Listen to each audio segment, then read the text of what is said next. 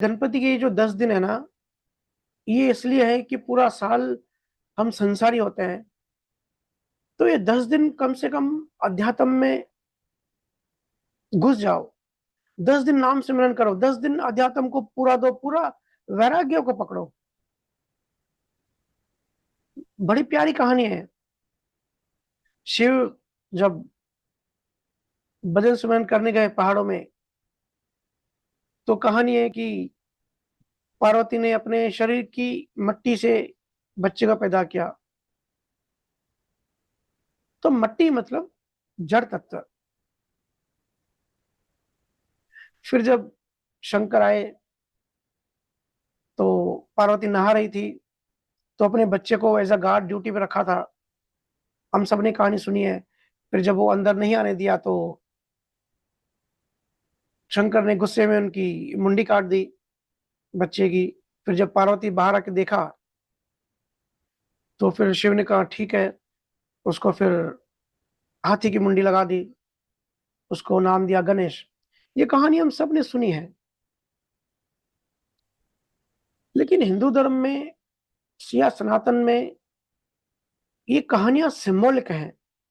ये कहानियां सब कहानियों की तरह मत लो, इनसे बहुत बड़ी सीख मिलती है। ये सब प्रतीक है। लेकिन जिनको नहीं पता वो आधी बातें बताते हैं, वो स्टोरीज बताते हैं, और फिर स्टोरी ये बिल्कुल इलॉजिकल लगती है। फिर बच्चों को ज्ञान में इंटरेस्ट नहीं आता, क्योंकि बच्चे बड़े लॉजिकल होते हैं। बच्चों को जो चीज समझ में नहीं आएगी, पूरी तरह समझ में नहीं आएगी, वो ऊपर से हाँ करेंगे लेकिन अंदर में आत्मसात नहीं करेंगे। हिंदू धर्म बहुत वैज्ञानिक धर्म है। तो ये भी कहानी एक प्रतीक है। बात को समझो। यहाँ पे शंकर जो है वो गुरु का प्रतीक है। गुरु अहंकार को काट देता है। जैसे पार्वती ने अपने शरीर की मट्टी से बच्चा बनाया, तो क्या इतनी सारी मट्टी थी क्या उनके ऊपर? नहीं, यहाँ मट्टी का मतलब है जड़ तत्व। वो जड़ तत्व मतलब जितना हम जड़ में ज्यादा रहते हैं, ज्यादा उलझते हैं, ज्यादा इन्वॉल्व होते हैं, तो उतना ईगो बढ़ता है, उतना अहंकार बढ़ता है। फिर शिव मतलब गुरु आके सर काट दिया, अहंकार को काट दिया, और फिर दूसरी बड़ी एक बड़ा चेहरा लगाया। देखिए, गणेश जो है वो बुद्धि और ज्ञान का प्रतीक है। हम उसको बुद्धि का देवता कहते हैं ना। तो उसका चेहरा छोटे से बड़ा हो गया। मतलब जो पहले टोटली मिट्टी था, जड़ तत्व था, अब चेतन हो गया। बुद्धि आ गई, ज्ञान आ गया। गुरु ने उसका अहंकार काट दिया। फिर ये जो उसका जो चेहरा है, हर चीज से कुछ ना कुछ सीखने को मिलता है। जैसे चेहरा बड़ा है, जैसे कान बड़े हैं, मुंह छोटा है, तो सुनो ज्यादा, बोलो कम। पेट बड़ा है। गणपति का पेट क्यों बड़ा रखते हैं? किसी भी, देखो, देव का इतना बड़ा नहीं रखते। मतलब हर चीज स्वीकार करो, हर चीज अपने अंदर एक्सेप्ट करो। जैसे समुंदर सब कुछ अपने अंदर आत्मसात करते जाता है ना, जैसे संसार है, कर्मों की लेन देन है, हर चीज एक्सेप्ट करो। एक दांत कहते हैं ना हम, एक दांत है गणेश को। तो जैसे गुरु महाराज कहते हैं, एक माया है, एक ब्रह्म है, ये डुअलिटी है। उसके पीछे सत्य स्वरूप है। जैसे शंकराचार्य ने कहा, द्वैत, द्वैत मतलब दो, तो उसके पीछे एक है।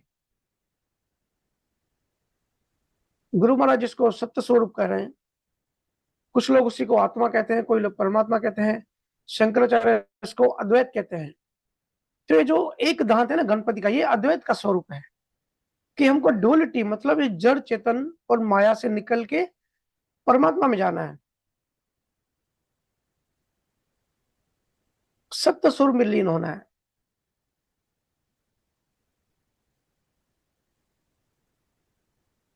गणपति के हाथ में कुल्हाड़ी दिखाई जाती है।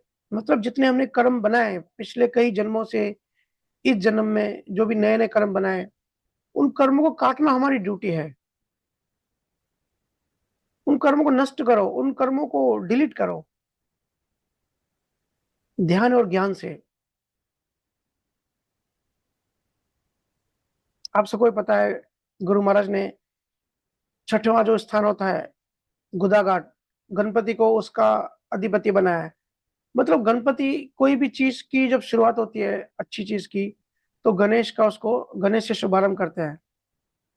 या जो सिर्फ पीठ की साधना करते हैं, उनकी शुरुआत ही गुदाघाट से होती है, जो सर्प क्रिया वगैरह कहते हैं करते हैं। तो गणपति गणेश मतलब आध्यात्मिक जीवन की शुरुआत। ये जो 10 दिन है ना, इसमें वैराग्य की प्रैक्टिस करो, आध्यात्मिक रहो। अगर कोई संसारी है तो गणपति को देख के, उसके पीछे की साइंस समझ के आध्यात्मिक जीवन में प्रवेश करो। ना कि ये ढोल नगारा और नशेबाजी, बेवकूफों की तरह उल्टा सीधा नाचना, रोड्स ब्लॉक करना, दूसरों को परेशान करना, ये सब गणेश की ज्ञान नहीं है।